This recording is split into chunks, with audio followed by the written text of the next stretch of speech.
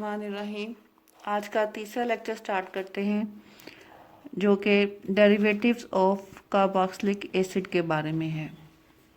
Derivative से मुराद ऐसे compounds जो कि कार्बोक्सिलिक एसिड से तैयार किए जा सकते हैं, उनको हम कहेंगे that they are the derivatives of carboxylic acid. 4-5 important derivatives हैं कार्बोक्सिलिक एसिड के। हम वन बाय वन उनको देखेंगे कि वो कैसे बनते हैं और उसके बाद उनमें से चंद एक की नेमिंग को भी देखेंगे। First one is acyl halide. Acyl halide कब बनता है? जब हम कार्बोक्सिलिक एसिड के OH ग्रुप को COOH में जो OH ग्रुप होता है इसको रिप्लेस करके अगर यहाँ पे कोई हेलोजन एटम इंट्रोड्यूस करवा दिया जाए तो जो रिजल्टिंग कंपाउंड होगा that will be called as acyl halide. जैसे ये देखें, ये R C double bond OH, ये एक कार्बोक्सिलिक एसिड है। इसका OH ग्रुप जो है इसको रिप्लेस करके हमने यहाँ पे क्या लगा दिया, हेलोजन एटम। ये क्या क्या हो सकता है? क्लोरीन हो सकता है, ब्रोमीन, आयोडीन, फ्लोरीन, कुछ भी हो सकता है। तो ये बन जाएगा एसाइल हैलाइड। ये किस तरीके से किया जा सकता है इस चक्कर में अभी हम नहीं पढ़ेंगे, क्योंकि ये हम पढ़ेंगे जब हम कार्बोक्सिलिक का चैप्टर डिस्कस करेंगे। फिलहाल सिर्फ आपने इनका स्ट्रक्चर और इनका नाम देखना है।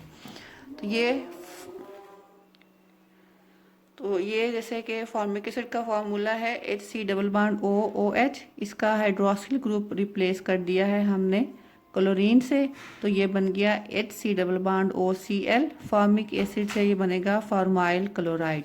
ऐसे ही ये एसिटिक एसिड का फार्मूला है, इसका हाइड्रोक्सिल ग्रुप रिप्लेस कर दिया मैंने ब्रोमीन से, तो ये एसिटिक एसिड से बन गया एसिटाइल ब्रोमाइड। अब आप अगर गौर करें तो हमने यहाँ पे कॉमन नेम लिया है formic acid, acetic acid, formic से फॉर्माइल, एसिटिक से एसिटाइल।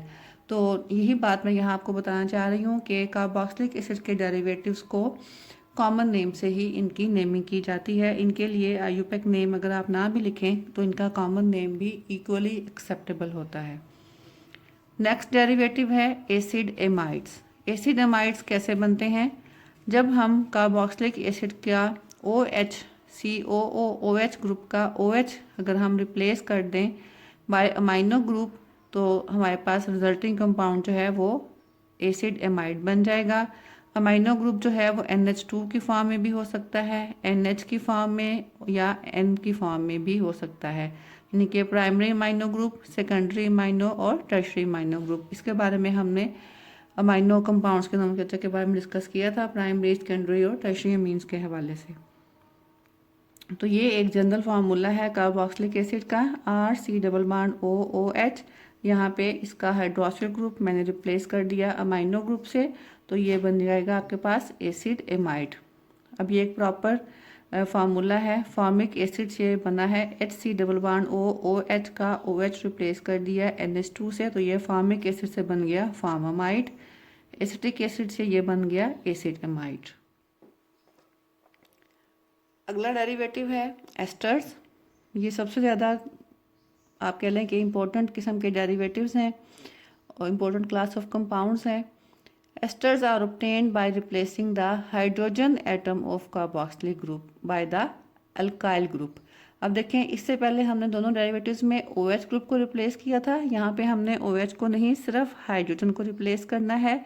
और किस चीज़ से रिप्लेस करना है? अल्काइल ग्रुप से। ये देखें, RC डबल बॉन्ड OOH ही जनरल फार्मूला है कार्बोक्सिलिक एसिड का। इसका हाइड्रोजन रिप्लेस करके यहाँ पे कोई सा भी अल्काइल ग्रुप आ जाएगा, तो resulting compound RC double bond OOR ये हमारे पास एस्टर बन जाएगा। फॉर्मिक एसिड का हाइड्रोजन रिप्लेस किया, वहाँ पे मैंने क्या लगा दिया? मिथाइल ग्रुप, तो ये क्या बन गया? Methyl formate. इसकी आप नेमिंग देखें, पहले आपने नए आने वाले अल्काइल ग्रुप का नाम लिखना है और उसके बाद जो एसिड का नाम था उसको ATE से चेंज कर देना है, फॉर्मिक एसिड से फॉर्मेट। ऐसे ये देखें, ये acetic acid CH3C double bond OOH। Acetic acid का हाइड्रोजन जो है वो रिप्लेस कर दिया है किस चीज़ से? इथाइल ग्रुप से। C2H5 इज इथाइल ग्रुप, तो ये कंपाउंड क्या बन जाएगा? Ethyl acetate.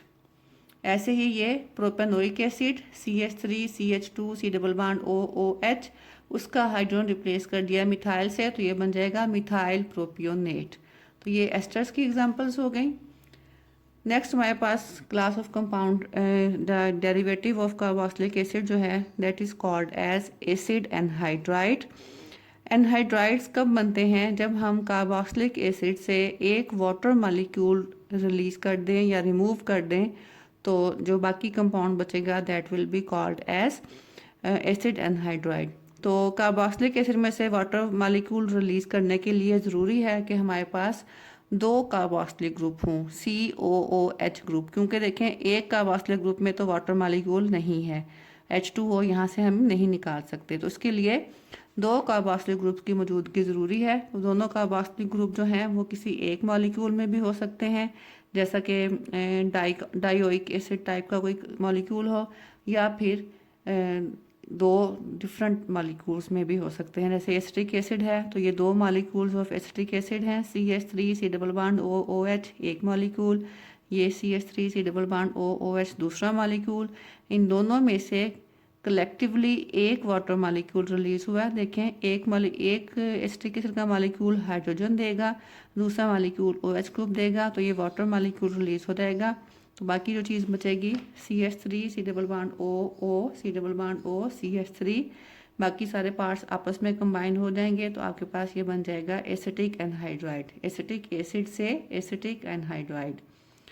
ऐसे ही ये मैलिक एसिड है, इसमें देखें एक ही कंपाउंड में दो कार्बोक्सिलिक ग्रुप मौजूद होते हैं, तो सिंपली बस यहाँ से वाटर मॉलिक्यूल निकल जाएगा और दोनों ग्रुप आपस में ऑक्सीजन के जरिए से अटैच हो जाएंगे। दोनों कार्बोक्सिलिक ग्रुप के कीटोनिक कार्बन जो हैं कार्बोनाइल कार्बन जो हैं, तो ये आपके पास बन जाएगा मैलिक एनहाइड्राइड।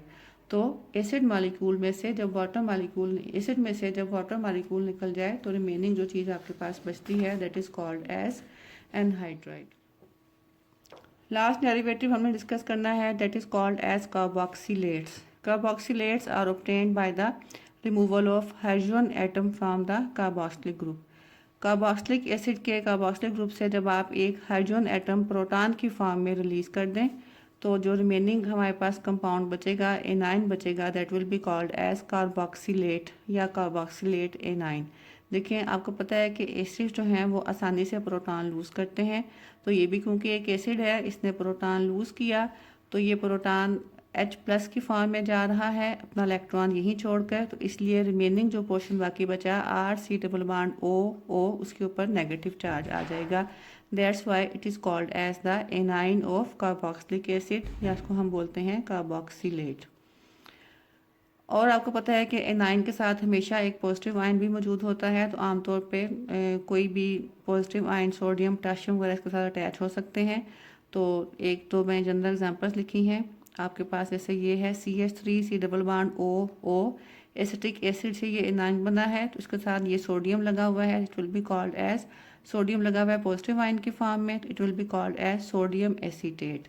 ऐसे ही ये प्रोपेनोइक एसिड के साथ उसका एनाइन है, उसके साथ सोडियम अटैच है, it will be called as sodium propionate. तो इसके साथ ही सेकेंड ईयर क्लास हमारा नोमेनक्लेचर के बारे में जो डिस्कशन थी वो एंड होती है। यहाँ पे हमने ऑलमोस्ट सारे ही ऑर्गेनिक कंपाउंड्स का नोमेनक्लेचर देख लिया है सिवाय एरोमेटिक कंपाउंड्स के। एरोमेटिक कंपाउंड्स का नोमेनक्लेचर हम एरोमेटिक कंपाउंड्स का जब चैप्टर डिस्कस करेंगे तो उसके साथ ही इंशाल्लाह हम नोमेनक्लेचर भी पढ़ेंगे। तो ये जो आपको मैंने शुरू में बताया था कि नोमेनक्लेचर क्योंकि एज सच एक अलग से चैप्टर की फॉर्म में बुक में मौजूद नहीं है, तो इसको मैंने ज़ीरो चैप्टर का नाम दिया था। तो इस टॉपिक के साथ हमारा ज़ीरो चैप्टर आज एंड होता है। अब हम दोबारा से नेक्स्ट लेक्चर से अपना 7 चैप्टर के रिमेनिंग जो टॉपिक्स थे उनको इंशाल्लाह कंप्लीट करना शुरू करेंगे। उस वक्त तक के लिए अल्लाह हाफिज़।